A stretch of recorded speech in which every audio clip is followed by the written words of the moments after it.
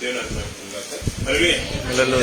వచ్చిన సంఘానికి తెలియసిన మీరు గతించిన వారంతా కూడా తన సజీవమైన ప్రాచుకబడి మరొక దినాన్ని మరొక విజ్ఞాపన కూడుకుని ఈ రీతిగా ఆయన సన్ని చేయడానికి చూపించిన ఒక భాగ్యానికి ఆయుష్కే ఆరోగ్యానికి మరొకసారి అందరం కలిసి చూపించాం. పరిశుద్ధ గ్రంథం నుంచి మత్తయి సువార్త 7వ అధ్యాయం 7-8 వర్షాలు ఈరోజు మనం ధ్యానించగలం కదా. మత్తయి సువార్త 7వ అధ్యాయం 7-8 వర్షాలు.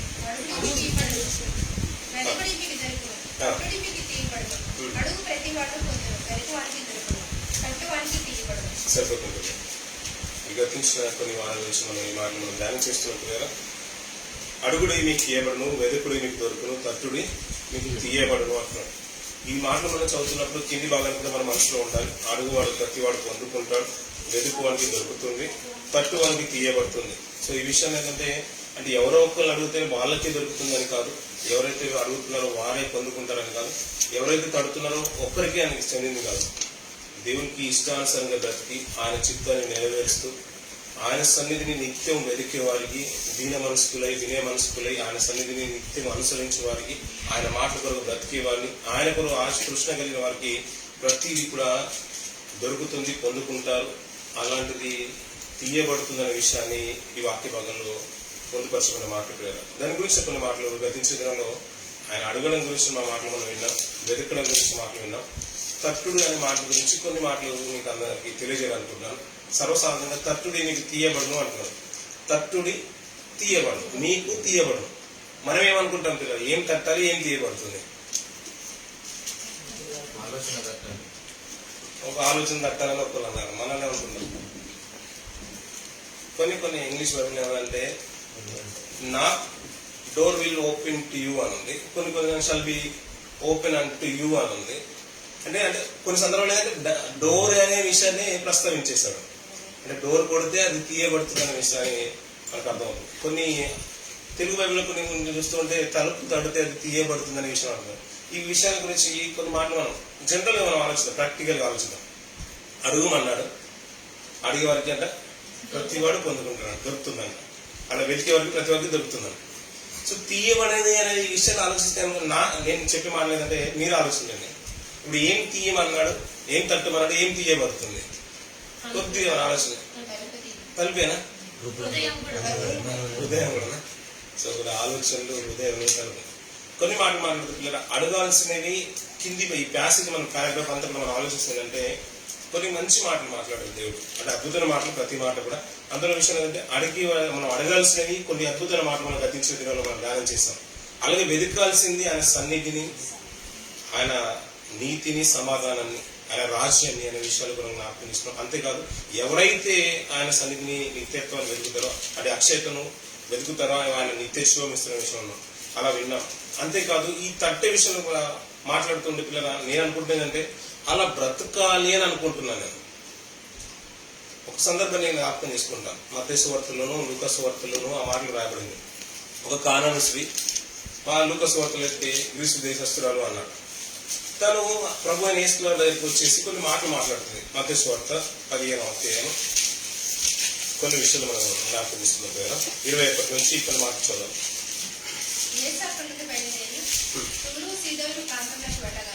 ఇదిగో ఆ ప్రాంతం నుండి కనాన స్త్రీ ఒకటి వచ్చి, ప్రభువా దావీదు కుమారుడైన కరుణింపుము, నా కుమార్తె దెయ్యం పట్టి బహు బాధపడుచున్నదని అభివేశం.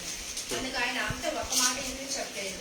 అప్పుడు ఆయన శిష్యులు వచ్చి ఈమె మన వెంబడి వచ్చి కేకలు వేయించినది కనుక ఈమెను పంపివేయమని ఆయన వేడుకొనగా, ఆయన ఇశ్రాయేలు ఇంటి వారిని నశించిన గొర్రెల ఎందుకే గాని మరి ఎవరి ఎందుకు నేను పంపబడలేదని.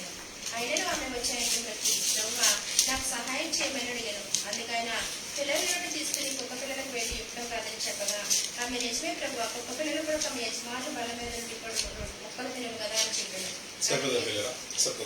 ఇదే భాగాన్ని మనం మార్కస్ వార్తలను కూడా చూస్తాం. 7వ అధ్యాయం ఇదే సందర్భంగా మనం జ్ఞాపకం చేసుకున్నట్లుగా ఇక్కడ ఏమన్నా అంటే ప్రభు యేసు తూరు సీదోను ప్రాంతంలో వెళ్తున్నాడు. అక్కడ వెళ్ళిన సందర్భంలో ఒక కానాను స్త్రీ వచ్చి, ప్రభువా దావీదు కుమారుడా నన్ను కరుణింపమంటుంది. ఏంటి ప్రాబ్లం ఏంటంటే తనకు కాదంట, ప్రాబ్లం సమస్య తనకు కాదంట.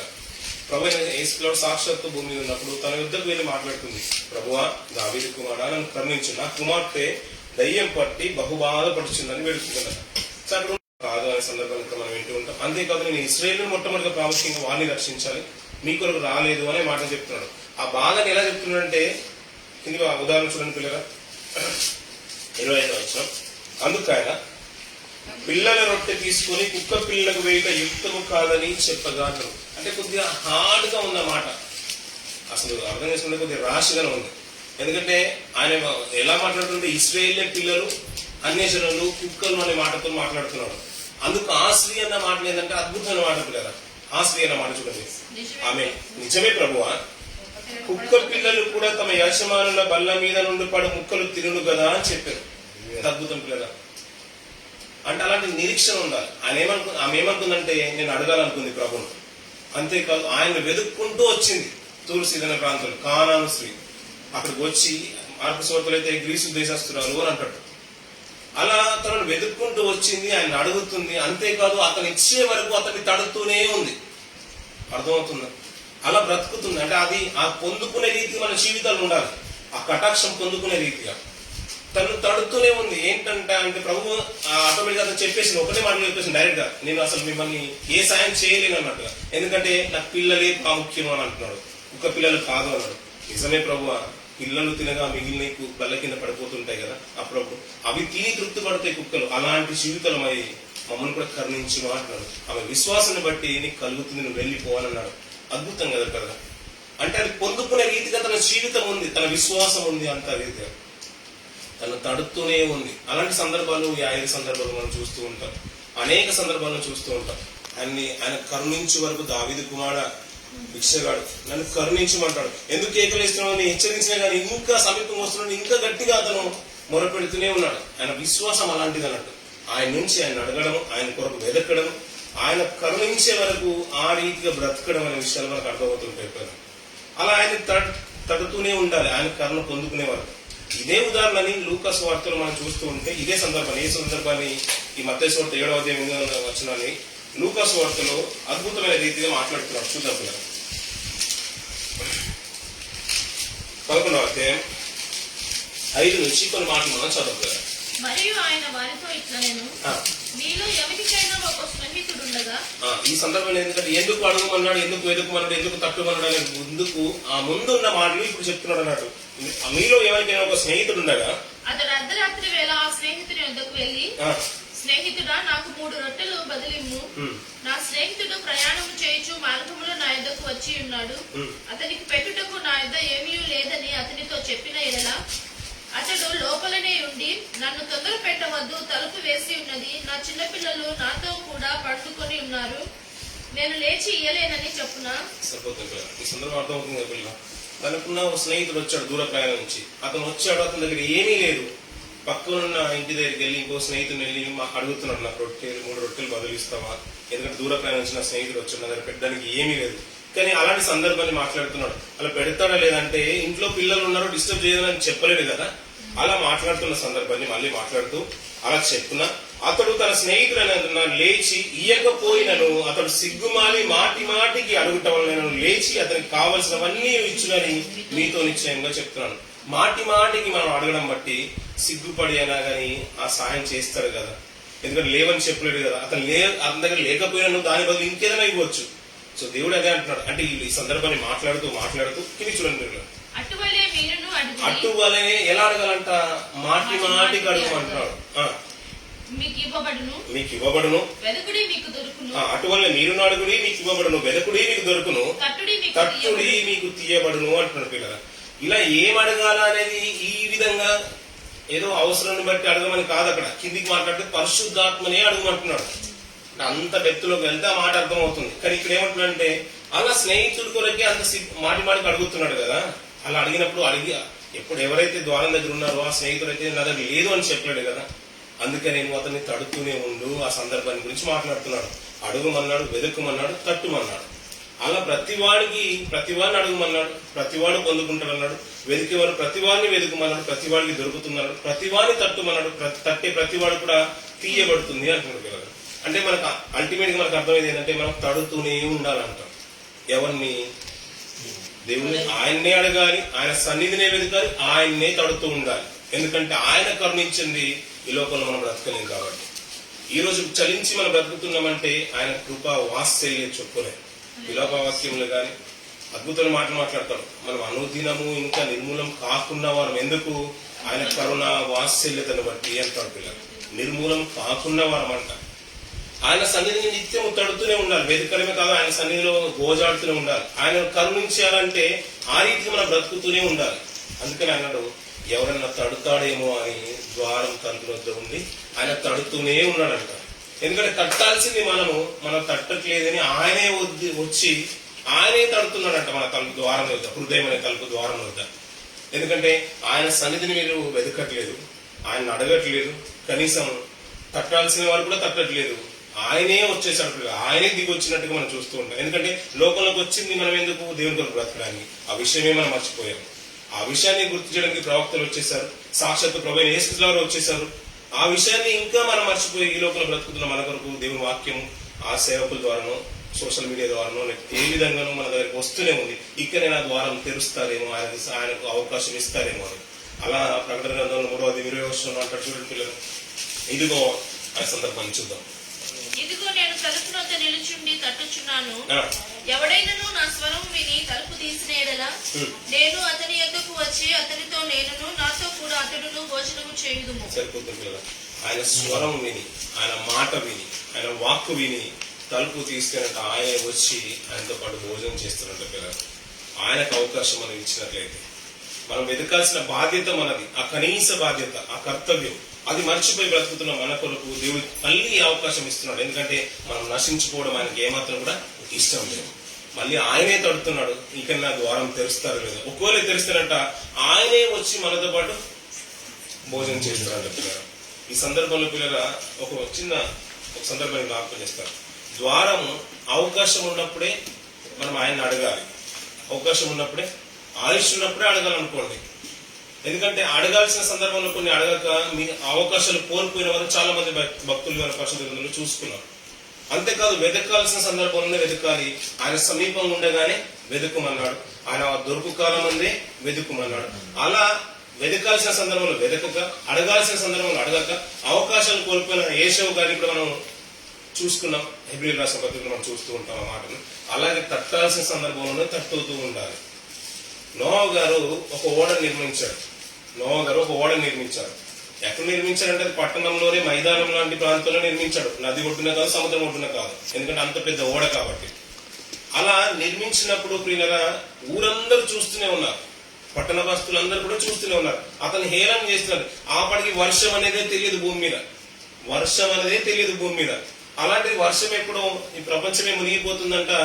ఇతడు పిచ్చోడు కాకపోతే ఇలాంటి మాటలు ఎందుకు మాట్లాడుతున్నారని ఈ పట్టణం అంతా కూడా హేళన చేసి వచ్చిపోయారు. అలాంటి పట్టణంలో మైదానంలో పెద్ద ఓడను తయారు చేశాడు. ఆత్మరూపిగా ఆయనే ప్రభువే వాక్యాన్ని ప్రకటించాడంట. అద్భుతమైన మాట. అంటే ఏదో అవిధేయుల మీద ఉగ్రత రాబోతుందని ఆయన ఆత్మరూపిగా వాక్యాన్ని ప్రకటించినట్లు పత్రికల్లో మనం చూస్తూ ఉంటాం.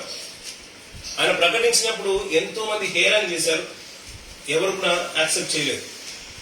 అలా ద్వారం తెరవబడింది. నోహ ఓడను నిర్మించేశాడు. ద్వారం తెరిచే ఉంది. అందులో జాతులలో ప్రతి దాంట్లో కూడా 2 జంతువులు వచ్చేసాయి.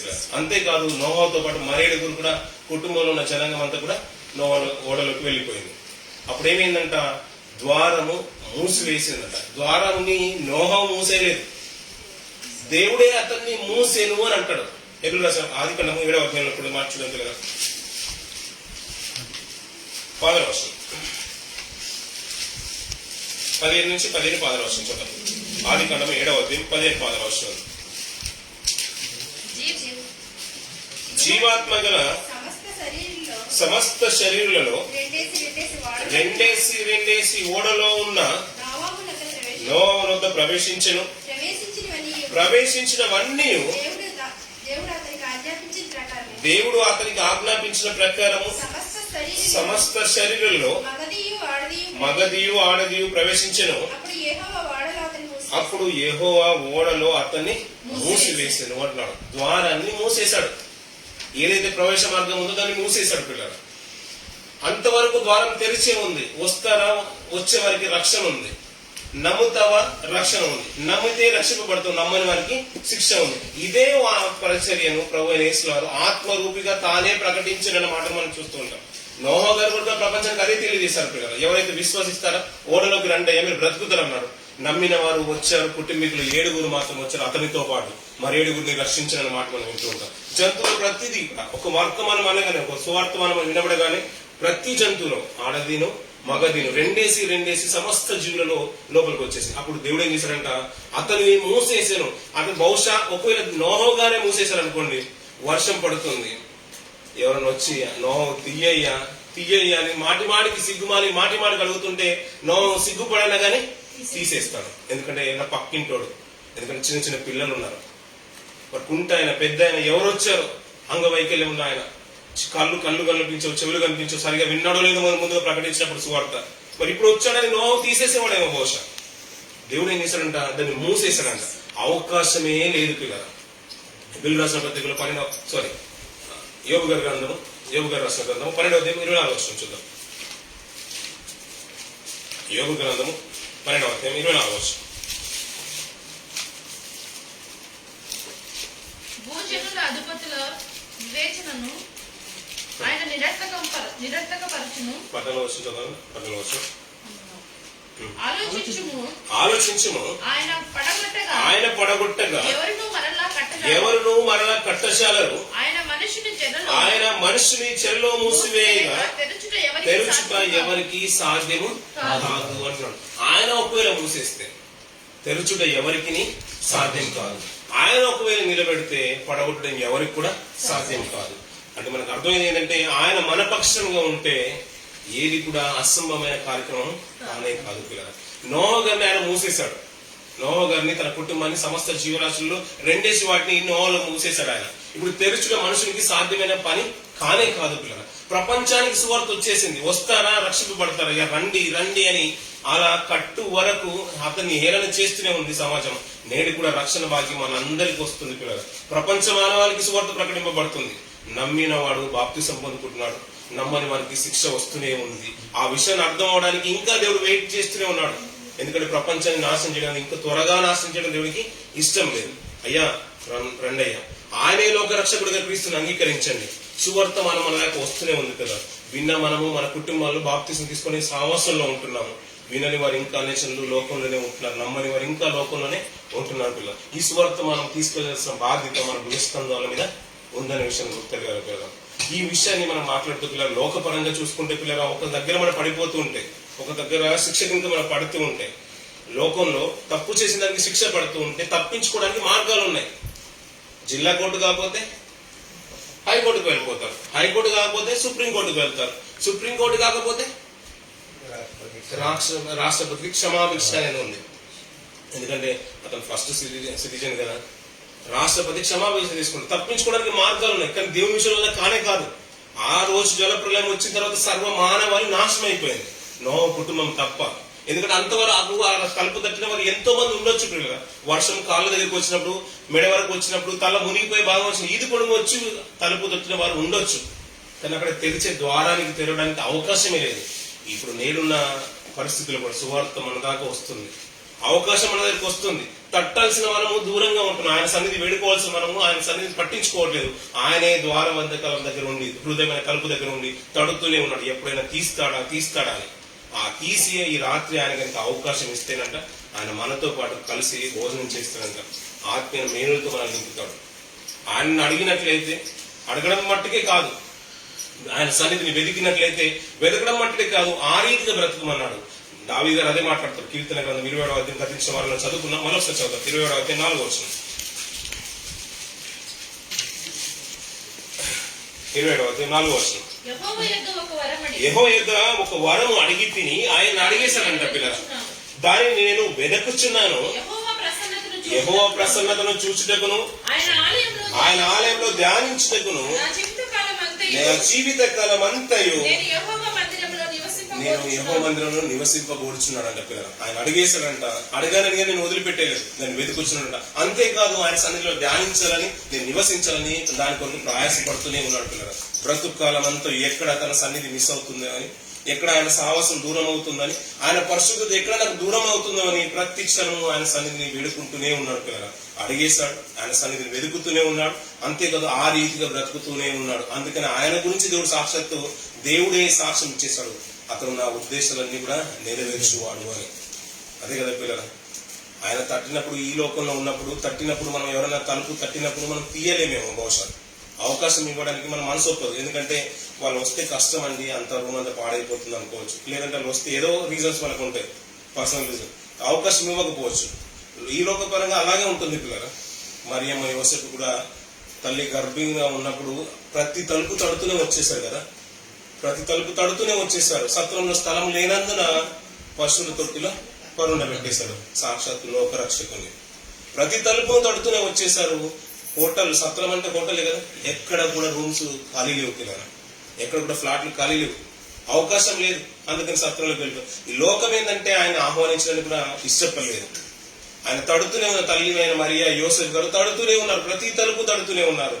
అలా తట్టినప్పుడు ఎవరూ అవకాశం ఇవ్వలేదు. ఆయన పెరిగి పెద్దవాడైన తర్వాత కూడా సువార్తను ప్రకటిస్తున్నప్పుడు ఆయన సహోదరులే అవకాశం ఇవ్వలేదు. అక్కడ ఏదో ఇక యెరూషలేముకు వెళ్ళిపోవచ్చు కదా, సువార్త అక్కడ ప్రకటించుకోవచ్చు కదా, బహిరంగ పట్టుబడేవాడు ఇక్కడ రహస్యంగా బోధించడం అని యోహాను సువార్తలో అతన్ని, అంటే యేసుక్రీస్తు వారినే హెచ్చరించినట్టుగా మనం చూస్తూ ఉంటాం అతని మాటలు. చిన్నపిల్లలు కదా క్రిస్మస్ టైంలో నాటిక వేస్తూ ఉంటారు కదా, ఒక అబ్బాయి వాళ్ళందరూ నాటిక వేస్తూ ఉంటారంట. ఆ మరియమ్మ, యోసేపు, అలాగే చిన్న అంటే గాడిద పిల్ల, అంటే అలాంటి ఒక మేఘ అన్ని వేసి అంత హోటల్స్, సత్రాలు ఇవన్నీ పెట్టి నాటిక వేస్తున్నారంట. సత్రంలో ఉండే యజమాని ఉంటాడు కదా, అక్కడ ఒక రోల్ ఉంది, ఒక పాత్ర, ఒక అబ్బాయి వేస్తున్నాడు. అలా మరియమ్మ వచ్చి అందరిని అడుగుకుంటూ వస్తుందట. ఇక్కడికి వచ్చేవరకు వెళ్ళి నాకు స్థలం ఇవ్వమని అడిగిందట. ఇప్పుడు తర్వాత ఈ అబ్బాయి డైలాగ్ చెప్పాలి కదా, లేదు అని చెప్పడానికి మనసు ఒప్పట్లేదంట. వాళ్ళని తీసుకొని లోపల పెట్టేశాడంట. కిందున్న తల్లిదండ్రులు అక్కడ ఉన్న వాళ్ళందరినీ డైలాగ్ చెప్పు, అలా డైలాగ్ చెప్పు అంటే సైలెంట్ గా ఉండిపోయాడు. అతను లోపల తీసుకెళ్లిపోతున్నాడు, లాక్కి వెళ్ళిపోతున్నాడు. అయిపోయిన తర్వాత అప్పటికి మధ్యలో నేను డిస్టర్బ్ అయిపోయి వాళ్ళు వచ్చి అడుగుతున్నారంట, ఈయన నా డైలాగ్ చెప్పానంటే ఆ మరియమ్మని నేను ఎలా కాదనగలుగుతాను అని అన్నాడంట. కదా పిల్లల, చిన్న పిల్లలు మనస్తత్వం అలాంటి. సమాజము ఆయనకు ఆహ్వానించలేదు పిల్లల, వెల్కమ్ ఆడితే లేదు ఆయన. అయినప్పటికీ ఆయన మనల్ని ఏ రోజు కాదనుకోలేదు పిల్లల. ఎప్పుడైనా రక్షణ మనకు వచ్చినప్పుడు కూడా మనం నిర్లక్ష్యం చేసినా కానీ మనల్ని నాశనం చేయడం మనకు ఏమాత్రం అతనికి ఇష్టమే లేదు పిల్లలు. ఇంకా అతని దీర్ఘశాంతం నిలుస్తూనే ఉంది, మన రక్షణ వస్తుందేమో అని. ఆయన సన్నిధికి అడిగేసి చాలా మంది సాక్ష్యం చెప్పేసి మనం మామూలుగా ఉండిపోతాం, ప్రార్థన అవసరం కోరేసి మన పనుల్లో మనం ఉండిపోతాం. అంతేకాదు ఆయన సన్నిధిని అడగడమే కాదు, ఆయన సన్నిధిని వెతుక్కమన్నాడు, ఆయన కొరకు వెతుక్కమన్నాడు. అలా బ్రతకాలి కూడా మనం ఏదో సాక్ష్యం చెప్పేసాం, మన అందరి కొరకు ఉదాహరణ రోజు, గురువారం రోజు, శుక్రవారం రోజు ప్రార్థన చేస్తారు కానీ అందరు గమ్మున ఉంటారు, సావాసమే తెలియదు కొంతమంది కదా. శుక్రవారం రోజు వచ్చేస్తామంటే ఎప్పుడో కష్టపడి వచ్చేస్తారు శుక్రవారం రోజు. మిగతా రోజు ఇంకా ప్రార్థన కానీ సావాసం కానీ ఇంకా అసలు ప్రార్థన గురించి సంభాషణే ఉండదు. మనం మూడు ఉండాలి మన జీవితంలో. ఆయన సన్నిధి అక్కడ ప్రార్థించినప్పుడు అడిగే విషయాలు ఉండాలి, అలాగే ఆయన సన్నిధి వెతికే విషయం ఉండాలి. అలా బ్రతకడం కూడా నేర్చుకోవాలి పిల్లలు. అలా బ్రతికినట్లయితే ఆయన అవకాశం ఇస్తాడు. అప్పుడేంటంటే నిత్య సుఖములు మన జీవితంలో ఉంటాయి, నిత్యము మేలుతో ఉండాలి. కష్టాలు ఈ లోకపురంలో ఎన్నో ఉంటాయి పిల్లలు, కానీ ఆయనను ఆహ్వానిస్తే, సాక్షాత్తు ఆయన ఆహ్వానిస్తే ఆయన వచ్చి మనతో పాటు భోజనం చేస్తాడు. లూకా సువార్తలో ఒక అద్భుతం మార్చుకొని మనం నేర్చుకున్నాం పిల్లలు.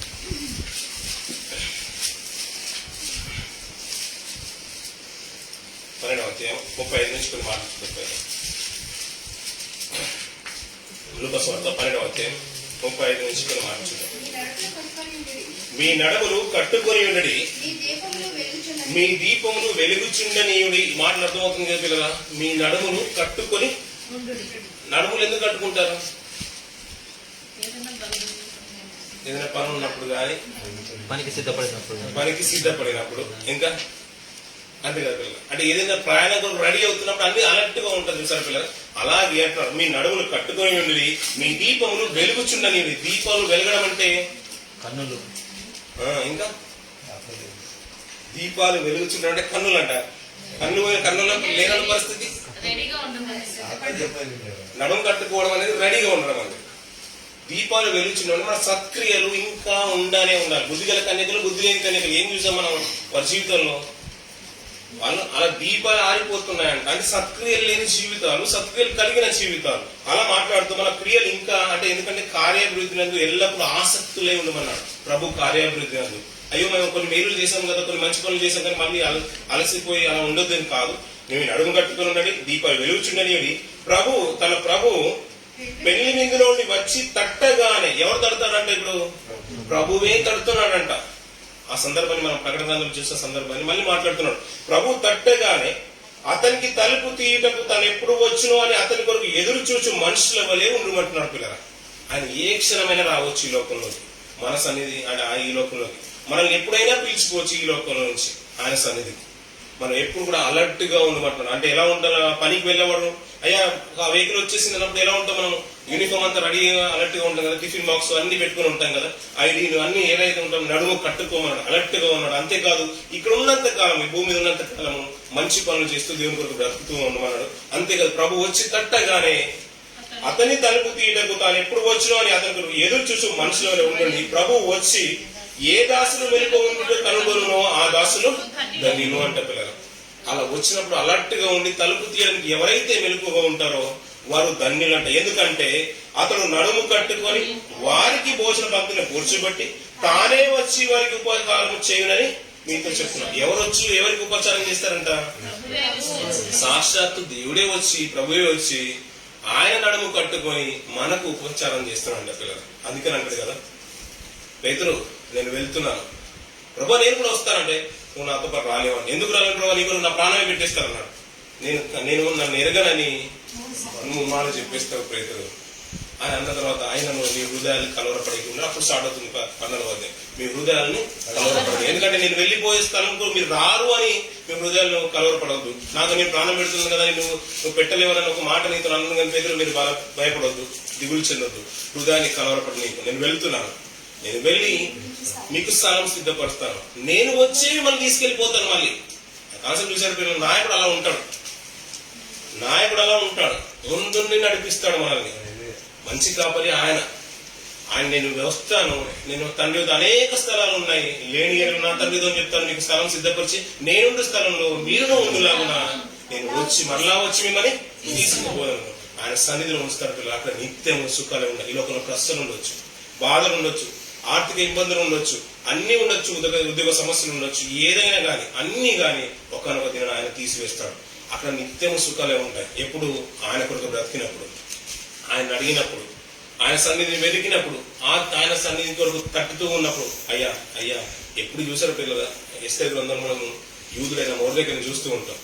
ఎప్పుడు బూడిద చల్లుకొని గోనపట్ట కట్టుకొని ఎప్పుడు ప్రభువా ప్రభువా ప్రభువా అన్నట్టుగా ఎప్పుడు తీన మనసు తగ్గించుకొని బ్రతికేశారు. ఒక్కనొక దినాన్ని ఏం తీసుకొచ్చాడు? ఆయన్ని సింహాసనం మీద కూర్చోబెట్టేశారు పిల్లలు. అది కదా, అలా బ్రతకాలి. ఆ రీతిగానే కదా కాలాన్ని సృష్టి ప్రయాసపడింది. ఆయన ఎక్కడో ఉన్నాడని ఆయన సన్నిధికి వచ్చింది, వెతుకుతూ వచ్చింది, ఆయన అడుగుతుంది, ఆయన కరుణించే వరకు ప్రయాసపడుతూనే ఉంది, ప్రాధేయపడుతూనే ఉంది. ఒక కుక్కలతో పోల్చినా కానీ ఆయన పర్లేదు ప్రభు, మీరు కనికరిస్తే చాలు, కుమార్తె బాగుపడితే చాలు అని అంటుంది. మనం కూడా కదా అదే కదా పిల్లలు, ఏదైనా ప్రమాదం వచ్చినప్పుడు కానీ, అనారోగ్యంగా ఉన్నప్పుడు కానీ, సమస్తం అమ్మే అయినా కానీ డాక్టర్స్ దగ్గర పెట్టేస్తాం. నాకు కుమార్తె బాగైతే చాలు, నా కుమారుడు బాగైతే చాలు అనుకుంటాం.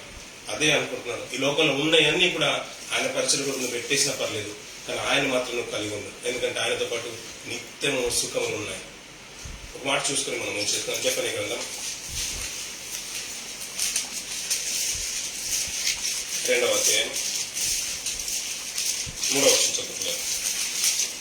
దేశంలో సాత్వికులై ఆయన న్యాయ విధులను అనుసరించు సమస్త దీనులారా యెహోవాను వెదకుడి. మీరు వెదకి వినయము గలవారై నీతిని అనుసరించిన ఎడల ఒకవేళ ఆయన ఉగ్రత దినమున మీరు దాచబడుదురు. సరిపోతుంది కదా. ఒకవేళ మనం ఇప్పటికీ మనం 100% మన నిత్యత్వాన్ని సంపాదించుకునే వారి లిస్ట్ లో మనం ఉన్నామని ఎప్పుడు అనుకోవద్దంట పిల్లలు. పౌలు గారు కూడా అదే అనుకుంటారు కదా, నేను ఇదివరకే అది పొందుకున్నానని నేను అనుకోవట్లేదు, కానీ నా జీవిత కాలం అంతా కూడా ఆయన సన్నిధి కొరకే, నేను బ్రతికినా క్రీస్తు కొరకే, చనిపోయినా క్రీస్తు కొరకే. ఆ రీతిగా నేను నా శరీరం నేను నిలబడుతున్నాను. ఆయన పరిచర్య నేను చేయకపోతే నాకు శ్రమ అన్నాడు. ఆ పరిచర్య చేయడానికి, సువార్తను ప్రకటించడానికి నిత్యం ప్రయాసపడుతున్నాడు. అదే దీనార్థం కలిగిన సమస్త జనులతో మాట్లాడుతున్నాడు. ఏమన్నా మాట్లాడుతున్నాడు? దేశంలో సాత్వికులై ఆయన న్యాయ విధులను అనుసరించు సమస్త దీనులారా మీరు గురించి మాట్లాడుతున్న యెహోవాను వెదకుడి. మీరు వెదకడమే కాదు, మీరు వెదకి వినయము గలవారే. వినయం గలవారంటే బ్రతుకు కాలం అంతా కూడా అలా ఉండాలి కదా, ఒక సందర్భంలోనే కాదు. వినయం గలవారే, నీతిని అనుసరించిన, క్రీస్తుని అనుసరించిన, క్రీస్తు యొక్క మాటలు అనుసరించిన, సత్యవాక్యాన్ని అనుసరించి బ్రతికిన, ఒక్కవేళ మనం చేసిన తప్పులు గాని, మనం చేసిన పాపాలు గాని, మనం చేసిన చెడు క్రియలు గాని ఒకవేళ ఆయన పరిహరించి ఆ ఉగ్రత గిరను మనం కాయవచ్చు, మనం దాచవచ్చు. ఆ ఉగ్రత మన మీనికి కానీ మన కుటుంబాల మీద మనకు రాగలుగుతుంది. ఎందుకంటున్నాడు అదే విషయాన్ని ఈ రోజులు మన జ్ఞాపకం చేస్తున్నాడు. నడుము కట్టుకోమన్నాడు, మన దీపాలు వెలుగు చేయమన్నాడు. అంటే మన సత్క్రియలు మంచి క్రియలు లోకంలో అదే అంటున్నాడు కదా, మనుషులు మనల్ని కొనియాడినట్లు మన క్రియలు అంట వారి ఎదుట మన వెలుగు వారి ఎదుట ప్రకాశించమన్నాడు. మన క్రియలు చూసి సత్యమేదో అసత్యమేదో, మంచి ఏదో చెడేదో, సత్యవాక్యం ఏదో అసత్యం ఏదో, ప్రభువులో ఉన్నవారు ఎలా ఉంటారో ప్రభులో లేని వారు ఎలా ఉంటారో వారికి అర్థమైపోతుంది. ఎలా బట్టి? క్రియల్ని బట్టి. ఆ క్రియలు చేస్తూ ఈ లోకంలో నీతిని అనుసరించి వినయం కలిగి బ్రతికితే ఆయన ఎప్పుడు అడుగుతూనే ఉండాలి, వినయంతో ఆయన సన్నిధిని వెతుకుతూనే ఉండాలి. అంతేకాదు నీతిని అనుసరించి ఆయన సన్నిధి కొరకు తడుతూనే ఉండాలి, ఆయన అడుగుతూనే ఉండాలి. మాటి మాటికి అడగడం బట్టి స్నేహితుడే సిగ్గుమాని మనకు ద్వారాలు తెరుస్తూ ఉంటే ఆయన మిమ్మల్ని కరుణించడా అనే మాట మాట్లాడుతున్నాడు కదా. కుమారుడు పామును అడిగితే గుడ్డును అడిగితే పామునిచ్చినా ఇస్తాడా? ఏ తండ్రి ఇస్తాడా? మీరు చెడ్డవారై ఉండి మీ కుమారులకు మంచి ఇవ్వాలని ఇవ్వగలిగితే పళ్ళకు తండ్రి పరిశుద్ధుడు కదా, ఆయన ఎలా వేరేదాన్ని ఇవ్వాలనుకుంటాడు? అందుకని అన్నాడు ఆయన సన్నిధిని మీరు వెతకండి, ఆయన నిత్యత్వాన్ని వెతకండి, ఆయన అక్షయతను వెతకండి, నేను నిత్య శివాన్ని ఇస్తానన్నాడు. లోకంలో ఉన్న దానికంటే గొప్పది అది ఐశ్వర్యం, పల్లోక ఐశ్వర్యం. ఆయన సన్నిధిని వెతికే రీతిగా ఉందా? సమస్త దేశంలో ఆ రీతిగానే ఉండమన్నాడు. ఆయన సన్నిధికి వచ్చిన మనం కూడా ఆయన సన్నిధిని తడుతూనే ఉందా పిల్లలు. ఆయన తట్టినప్పుడు లోకంలో మనుషులు తట్టినప్పుడు తీసిన తీయకపోయినా ఆయన తట్టినప్పుడు వాక్యం మన దాకా వచ్చినప్పుడు సాహసంలో ఇచ్చినటువంటి మాటలను బట్టి ప్రార్థన జీవితంలో మనకు కలిగిన వేలును బట్టి ఒకవేళ ఆయన వాక్కు మనతో మాట్లాడినప్పుడు